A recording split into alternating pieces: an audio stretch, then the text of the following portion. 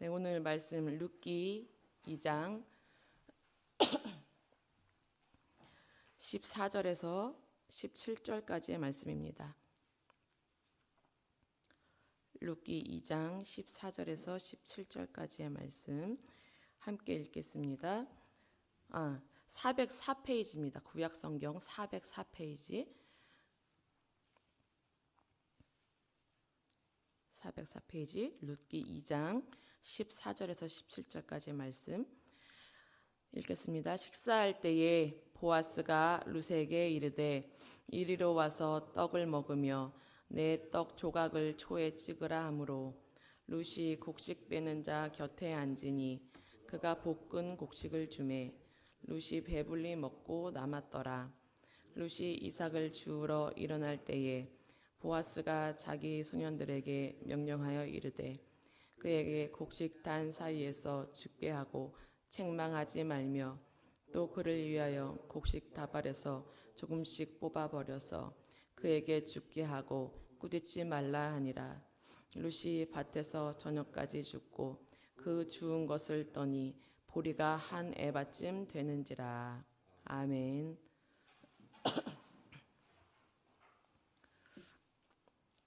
저번 주에 드디어 보아스와 룻이 만났습니다.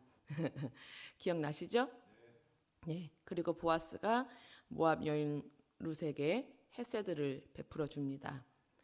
헤세드는 변함없는 사랑, 인애, 자비라고 말씀을 드렸어요. 헤세드는 그리고 선대와 비슷한 말이다 라고 했습니다. 룻이 나오미를 선대했는데 이제 룻이 보아스에게 선대를 받는 내용이 나왔었습니다. 오늘은 14절에 보니까 식사할 때에 하고 시작이 됩니다. 이제 밥도 같이 먹는 사이가 됐습니다. 원래 유대인과 이방인은 함께 식사하지 않아요. 그런데 보아스가 룻을 부릅니다. 이리로 와서 떡 좀 먹어보라고. 보아스가 룻이 편하게 일할 수 있도록 저번 시간에 이렇게 배려를 해주었죠. 그런데 식사 때는 혼자 먹어야 했거나 눈치를 살피면서 제대로 밥 먹기가 힘들었을 수 있어요. 물 먹기도 힘들었으니까. 그리고 룻은 보아스의 식사 자리에 자신이 함께 할 것이라는 생각을 전혀 하지 못했을 겁니다. 그런데 보아스가 부르는 거예요. 룻, 이리로 오시오. 떡 좀 드셔 보시지요. 떡이 그래도 맛이 꽤 괜찮습니다. 여기 초도 있으니까 한번 찍어 먹어보세요. 이렇게 한 거예요. 보아스가 자신의 식사 자리에 룻을 초대한 것입니다. 식사 자리에는 보아스에 속한 일하는 사람들이 있습니다. 같이 식사를 하는 사람들, 한솥밥을 먹는 사람들을 우리는 식구라고 합니다. 보아스는 보아스의 공동체에 룻을 초대했고 이것은 보아스가 룻을 자신의 식구로 받아들인다는 그런 의미입니다. 그리고 룻은 곡식 빼는 자 곁에 앉으니 그가 볶은 곡식을 주었다. 이렇게 말씀하고 있어요. 볶았다는 것은 조리를 직접 했다는 거잖아요. 조리한 음식을 주었다는 것은 그냥 인사치레로 그냥 형식적으로 룻을 부른 것이 아니고 정말 손님으로 정말 식구로서 그 존중하는 태도를 보여줬다는 것을 알 수 있습니다. 룻은 이방 민족의 땅에서 일하는 것도 쉽지 않고 모두가 낯설고 경계가 되고 이런 상황이었을 거예요. 마음 편히 발붙일 곳이 없었습니다. 그래서 그냥 그저 은혜 받기만 소원하는 마음으로 이삭 죽기를 했던 룻이었어요. 그런데 그 발붙일 자리를 마련해 준 것이 보아스였고 이것을 헤세드라고 했습니다. 보아스는 비록 사회적 약자 그리고 이방 여인이었지만 그 안에서 최선을 다하고 시어머니를 선대하는 룻을 귀하게 보았습니다. 13절까지 여기서 떠나지 말아라. 나의 소녀들과 함께 있으라. 소년들에게 너를 건드리지 말라고 하였다. 목이 마르거든 소년들이 길어온 것을 마셔도 된다. 이게 보아스가 베풀어준 헤세드였거든요. 룻의 입장에서는 정말 충분하고도 넘치는 그런 배려, 그런 사랑을 받은 거예요. 그런데 오늘 말씀을 보면 와, 이건 정말 사랑이다. 사랑의 마음이 아니고서야 이렇게 할 수가 없다. 예. 보아스는 룻을 어떻게 도울 수 있을까? 어떻게 하면 편한 마음으로 일하게 할까? 어떻게 하면 내 곁을 떠나지 않게 할 수 있을까? 거기에만 집중하고 있는 것 같아요. 룻만 쳐다보고 있는 것 같은 그런 상황입니다. 오늘 식사 자리에 초대했다는 것은 이제 더 이상 너는 낯선 존재가 아니야. 우리에게 낯선 존재가 아니야. 너는 이제 우리 식구야. 이제 너도 이 공동체의 일원이야. 우리는 너를 함부로 대하지 않아. 이제 마음 편히 있어도 돼. 이런 의미를 갖고 있습니다. 그러면서 너는 우리에게 이러한 존재라는 의미로 볶은 곡식을 준 거예요. 보아스가 룻을 식사에 초대했을 때 누군가는 질투를 할 수도 있죠. 왜 쟤한테만 무슨 일이야 이게? 이럴 수도 있죠. 룻을 미워할 수도 있고 보아스에 대한 불평을 늘어놓을 수도 있죠. 그런데 곡식 빼는 자는 오히려 이 볶은 곡식을 룻에게 내어주었다는 것이죠. 사회적 약자를 한 마음으로 위로해주고 품어주는 공동체라는 것을 알 수 있는 거예요. 이방인을 식구로 받아줄 수 있는 그런 넉넉한 마음을 갖고 있다는 것을 알 수 있습니다. 우리 교회 공동체도 이러해야 합니다. 사회적 편견을 가진 사람이든 장애인이든 외국인이든 보아스의 공동체처럼 어떤 영혼이든 살리고자 하는 그 예수님의 마음으로 대할 수 있어야 한다는 것입니다. 그런데 여기 이제 볶은 곡식이 룻이 배불리 먹고 남았더라 이렇게 말씀합니다. 1장 21절에 나오미가 베들레헴에 돌아왔을 때 여호와께서 내게 비어 돌아오게 하셨다라고 말했었어요. 나오미가. 그런데 2장 14절 오늘 말씀에 보면 드디어 이제 배불리 먹고도 남았다. 이렇게 말씀하세요. 비었던 것이 이제는 채워지는 은혜가 임하고 있다는 거예요. 사실 비어졌을 때도 은혜죠. 비어진 것도 은혜입니다. 근데 이제는 그것이 채워지고 있다는 겁니다. 내가 보기에는 나는 말아이고 나는 아무런 힘이 없어요.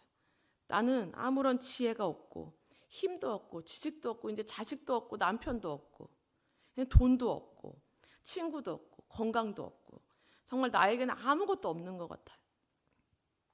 그래서 비관하고 정말 하나님께 내가 벌을 받는구나 이렇게 생각할 수도 있지만 하나님께서 보시기에는 그 텅 비어있다는 그 순간 비어있다고 그 느껴지는 그 순간이 은혜로 채워질 아주 적절한 시간이 되는 것입니다. 그것은 우리가 생명을 얻는 시간이 돼요. 하나님과 만나는 시간, 하나님을 더 깊이 알아갈 수 있는 그런 시간이 되는 것입니다. 우리 안이 무엇으로 채워져 있는가 하는 것이 아주 중요한데 하나님의 것이 채워졌다면 더 채워지고 계속 채워져서 넘쳐 흘러가도록 해야 합니다. 그런데 세상의 것이 채워졌다면 차라리 그것을 계속해서 빼내야지.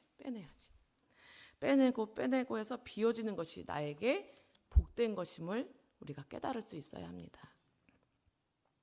세상의 것이 나에게 대수롭지 않게 느껴질 때, 세상을 내려놓았을 때 비로소 하나님의 것으로, 하늘의 것으로 채워질 수 있는 기회라는 것을 우리가 아셔야 합니다.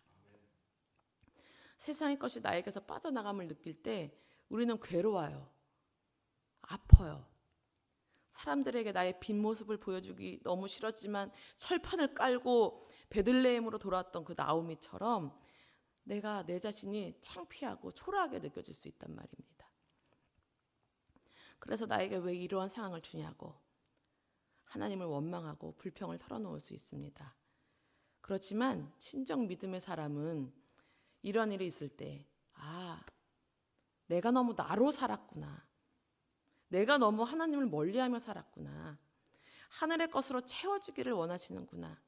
이제는 하늘의 것으로 채워주시려고 이런 시련을 나에게 주시는구나 하고 주님께 더욱더 나아와서 엎드려져야 합니다.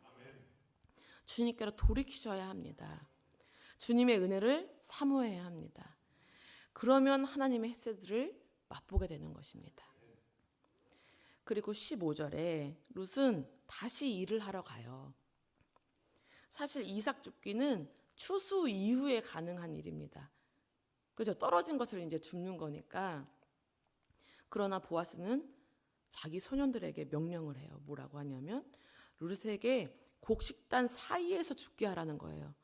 그러니까 떨어진 건 말고 곡식단 그 사이에서 줍게 하고 책망하지 말라고 합니다. 그리고 룻을 위해서 곡식다발에서 조금씩 뽑아버려서 이것을 줍게 하고 꾸짖지 말라고 합니다. 이것이 무슨 말이냐면 일부러 떨어뜨려 놔라. 일부러 좀 더 많이 좀 떨어뜨려 놔. 많이 줄게. 예, 이런 말입니다. 정말 지나치다 할 정도로 헤세드를 베풀어 주는 거예요. 이게 사랑이죠. 네, 사랑입니다. 그렇게 보아스의 헤세드와 그리고 17절에 보면 뭐라고 나오냐면 룻이 밭에서 저녁까지 주었다. 이렇게 말씀하는데 이 룻의 성실함, 그러니까 보아스의 헤세드와 룻의 성실함이 플러스가 돼요. 그래서 보리가 한 에바가 나왔다. 이렇게 말씀합니다. 한 에바는 보통 20kg 쌀을 이제 생각을 하시면 될 것 같아요. 20kg짜리 쌀 한 그 포대 그 정도. 그러면 굉장히 그래도 많은 양을 주은 거죠. 이 은혜를 정말 어떻게 해야 할까? 근데 하나님 혼자서 일하시지 않는다라는 것을 볼 수 있어요. 하나님 중심으로 살겠다고 결단하고 이렇게 룻처럼 성실하게 순종의 삶을 살아가는 이와 함께 일하신다라는 것을 알 수 있습니다. 보아스의 헤세드가 있어도 룻의 나오미를 향한 헤세드가 없었다면, 그 룻의 성실함이 없었다면 보아스의 헤세드는 빛을 발할 수가 없어요. 보아스는 룻에게 예의상으로 형식적으로 헤세드를 하지 않았습니다. 큰 맘 먹고 한 번만 베풀어 준 것이 아니에요. 지속적으로 관심을 기울이고 드러나지 않게 룻의 자존심을 건드리지 않고 뒤에서 이렇게 도와주고 있는 모습이 보이는 겁니다. 우리도 하나님께 이러한 헤세드를 받고 있음을 기억하십시오. 우리에게 더 크고 놀라운 은혜를 부어주시고 싶어 하세요. 우리에게 하늘의 것으로 채워주시려고 그냥 탁 준비를 하고 계신 거예요. 누구에게 부어줄까? 언제 부어줄까? 막 이걸 그렇게 준비를 하고 계십니다. 내가 너를 사랑한다. 너가 어떤 모습이어도, 너가 죄를 지어도 내가 너를 사랑한다. 내게 머물러만 있어. 나에게 그냥 딱 붙어만 있어. 내가 너를 어둠 속에서 끄집어낼 것이며 어떤 것도 내가 너를 사랑하는 마음을 끊을 수가 없어. 나에게 와서 먹고 마시라. 이렇게 하나님은 사랑의 식탁을 준비하고 계시는 거예요. 나와 식구가 되시려고. 나와 한솥밥을 드시려고. 우리가 하나님의 은혜를 사모하는 심령이 되기를 바랍니다. 우리가 하나님의 것, 하늘의 것으로 충만하여 지기를 바랍니다. 오늘도 하나님께서 부어주시는 헤세드를 매 순간 맛보며 살아가게 해달라고 기도했으면 좋겠어요. 주님과 한솥밥 먹는 식구라는 것을 늘 기억하면서 어떤 영혼이라도 식구로 품어줄 수 있는 그런 넉넉한 마음, 그런 헤세드를 나에게 주시옵소서. 그렇게 간구하면서 나아갔으면 좋겠습니다. 네, 기도하겠습니다. 하나님 감사합니다. 우리에게 부어주신 그 헤세드를 보아스를 통해서 볼 수 있게 해주셔서 감사합니다. 하나님, 정말 하나님께서 부어주시는 그 헤세드를 정말 나의 성실함으로, 나의 순종함으로 그것을 진정 맛보고 그 하나님의 헤세드가 빛을 발할 수 있도록 주님 도와주시옵소서. 우리가 이 은혜를 선택하는 삶이 되어지게 하여 주시옵시고 정말 이 공동체처럼 정말 나도 정말 이 교회도 정말 사회적 약자를 품어줄 수 있고 어떤 영혼이 와도 품어줄 수 있는 넉넉한 마음을 우리에게 허락하여 주시옵소서. 주님, 그래서 이 교회를 통하여서 많은 영혼이 구원받을 수 있도록 주님 역사하여 주시옵소서. 오늘 하루도 주님의 은혜를 기대합니다. 주님 감사합니다. 예수님의 이름으로 기도합니다. 아멘. 하늘에 계신 우리 아버지여, 이름이 거룩히 여김을 받으시오며 나라의 임하옵시며 뜻이 하늘에서 이룬 것 같이 땅에서도 이루어지이다. 오늘날 우리에게 일용할 양식을 주옵시고 우리가 우리에게 죄진 자를 사하여 준 것 같이 우리의 죄를 사하여 주옵시고 우리를 시험에 들게 하지 마옵시고 다만 악에서 구하옵소서. 대개 나라와 권세와 영광이 아버지께 영원히 있사옵나이다.